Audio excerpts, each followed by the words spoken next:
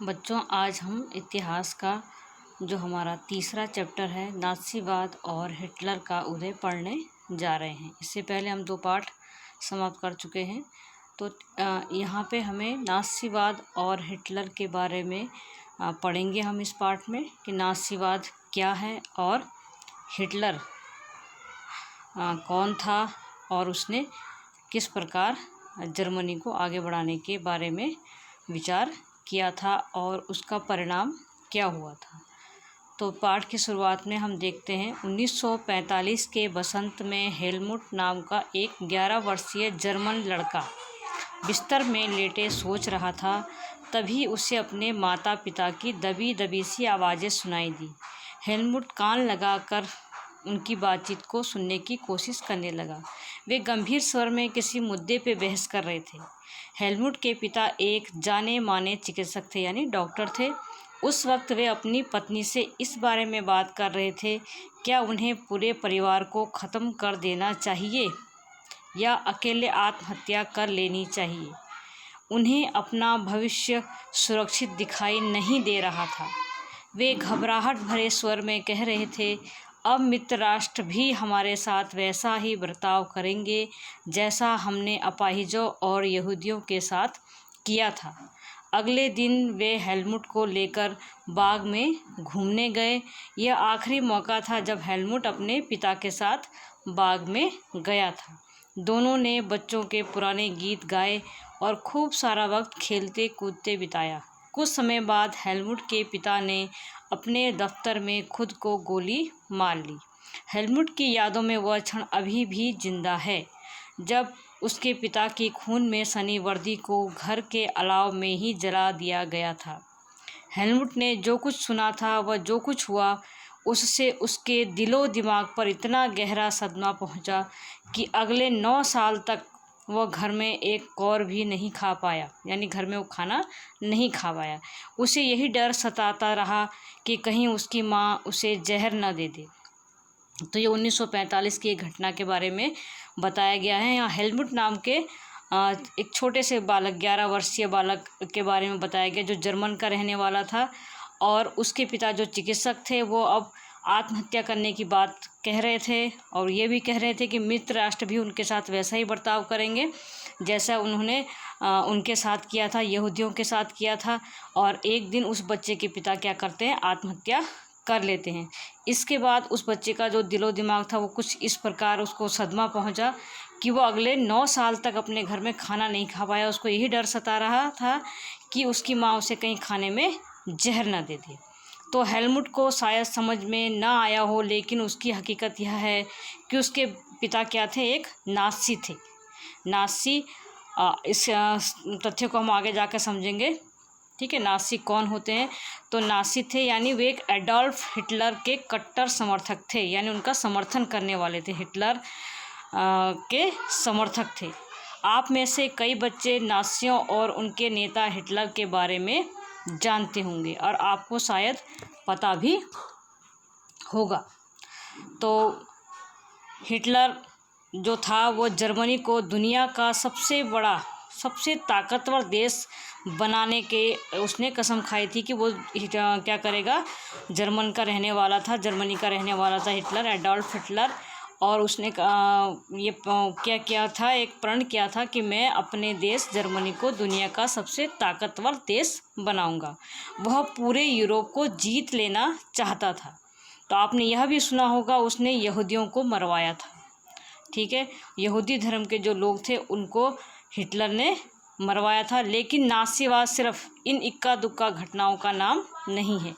यह दुनिया और राजनीति के बारे में एक संपूर्ण व्यवस्था है, विचारों की एक पूरी संरचना का नाम है। यानी नाज़ी असल में है क्या, वो बहुत बड़ी व्यवस्था का नाम है, एक पूरी विचारधारा का नाम है। आइए इस पाठ में हम नाज़ीवाद को समझने की कोशिश करेंगे। ठीक है, सबसे पहले हम देखेंगे कि हेलमुट के पिता ने आत्महत्या क्यों की थी, वे किस चीज़ से डरे हुए थे। तो मई 1945 में जर्मनी ने मित्र राष्ट्रों के सामने समर्पण कर दिया। अब ये जो नया शब्द आया है मित्र राष्ट्र, आपने पहले कभी सुना होगा इसके बारे में। तो मित्र राष्ट्र क्या थे? मित्र राष्ट्र जो थे वो ब्रिटेन और फ्रांस के जो समूह था उसको हम मित्र राष्ट्र के नाम से जानते हैं। 1941 में मित्र राष्ट्र में सोवियत संघ और अमेरिका भी इसमें सम्मिलित हो गए थे। यानी सोवियत संघ, अमेरिका, ब्रिटेन और फ्रांस, ये जो चारों देश मिलकर मित्र राष्ट्र के नाम से जाने जाते हैं। ठीक है। और इन मित्र राष्ट्रों ने धुरी शक्तियाँ, यानी धुरी शक्तियों में कौन से देश सम्मिलित थे? जर्मनी, इटली और जापान। जर्मनी, इटली और जापान को हम धुरी शक्तियाँ या केंद्रीय शक्तियों के नाम से भी जानते हैं। तो मित्र राष्ट्र में कौन से देश आ गए? ब्रिटेन, फ्रांस, सोवियत संघ और अमेरिका, ये मित्र राष्ट्र थे। और जर्मनी, इटली और जापान, तो इन दोनों शक्तियों के बीच, मित्र राष्ट्र और धुरी शक्तियों के बीच क्या हुआ था? युद्ध हुआ था। ठीक है। तो 1945 में जर्मनी ने मित्र राष्ट्र के सामने समर्पण कर दिया था। ये द्वितीय विश्व युद्ध की बात की जा रही है। द्वितीय विश्व युद्ध में जर्मनी ने जो मित्र राष्ट्र के सामने जो युद्ध चल रहा था, द्वितीय विश्व युद्ध, मित्र राष्ट्र के सामने उसने आत्मसमर्पण कर दिया था। हिटलर को अंदाज़ा हो चुका था अब उसकी लड़ाई का क्या हश्र होने वाला है। हिटलर को ये अंदाज़ा हो गया था कि अब उसकी क्या होगा, लड़ाई का अंत क्या होने वाला है। इसलिए हिटलर और उसके प्रचार मंत्री गोयबल्स ने बर्लिन के एक बंकर में पूरे परिवार के साथ अप्रैल में आत्महत्या कर ली थी। यानी हिटलर जो नाज़ीवाद का प्रणेता था, उसने क्या किया था? पूरे परिवार के साथ उसने आत्महत्या कर ली थी। युद्ध खत्म होने के बाद न्यूरेमबर्ग में एक अंतर्राष्ट्रीय सैनिक अदालत स्थापित की गई। ठीक है। और इस अदालत को शांति के विरुद्ध किए गए अपराध, यानी जो धुरी शक्तियाँ थी उसमें जो जर्मनी शामिल था, तो जर्मनी ने शांति के विरुद्ध जो भी अपराध किए थे और मानवता के खिलाफ किए गए अपराध और युद्ध अपराधों के लिए नाज़ी युद्धबंदी, यानी जो हिटलर के समर्थक थे उनको नाज़ी कहा जाता। तो नाज़ी युद्धबंदी यानी युद्ध में पकड़े गए जो लोग थे उन पे मुकदमा चलाने के लिए, यानी जर्मनी की हार के बाद और हिटलर के आत्महत्या कर लेने के बाद जो नाज़ीवाद को मानने वाले लोग थे उन पे मुकदमा चलाया गया था। ठीक है।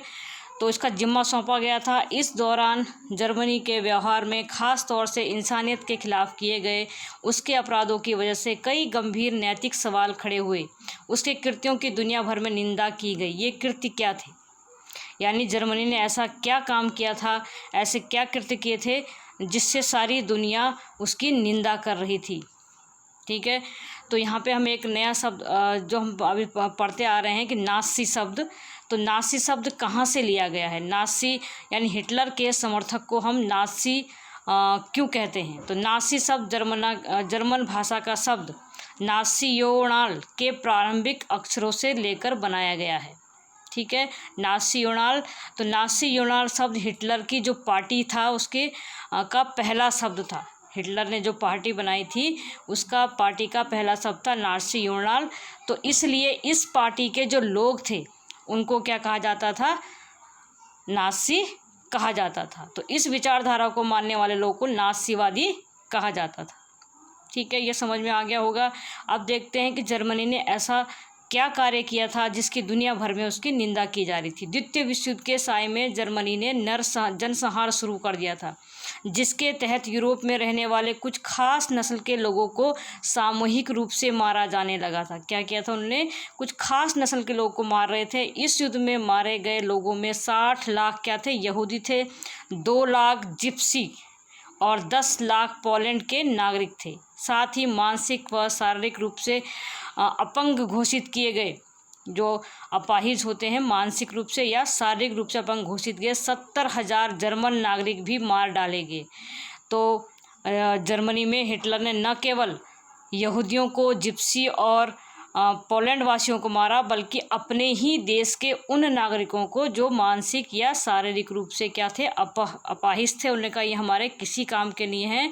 तो इन 70,000 जर्मन नागरिक को भी उन्होंने मारा। इनके अलावा न जाने कितने ही राजनीतिक विरोधियों को भी उन्होंने मौत की नींद सुला दिया था। तो इतनी बड़ी तादाद में लोगों को मारने के लिए ऑस्विट्ज़ जैसे कत्ल खाने बनाए गए थे। ठीक है। तो लोगों को मारने के लिए उन्होंने कहा जो बहुत बड़ी संख्या में जब लोगों को मारना था तो उनको मारना कोई आसान काम नहीं था, इसलिए उनके लिए बड़े बड़े कत्ल खाने बनाए गए जहाँ एक साथ कई लोगों को मारा जा सके। तो वहाँ पे क्या करते थे वे, जहरीली गैस से हजारों लोगों को एक साथ मौत के घाट उतार देते थे। न्यूरेमबर्ग अदालत ने केवल 11 मुख्य नाज़ियों को ही मौत की सज़ा सुनाई थी। ठीक है, बाकी आरोपियों में से बहुतों को क्या किया गया था, उम्र कैद की सज़ा सुनाई गई। सज़ा तो मिली, लेकिन नाज़ियों को जो सज़ा दी गई वह उनकी बर्बरता और उनके जुल्म के मुकाबले बहुत छोटी थी। यानी उनको जो सज़ा दी जा रही थी वो उनके द्वारा किए गए, जो उन्होंने लोगों पर अत्याचार किए थे, वो सज़ा बहुत कम प्रतीत हो रही थी। असल में मित्र राष्ट्र पराजित जर्मनी पर इस बार वैसा कठोर दंड नहीं थोपना चाहते थे जिस तरह का दंड पहले विश्व युद्ध के बाद जर्मनी पे थोपा गया था।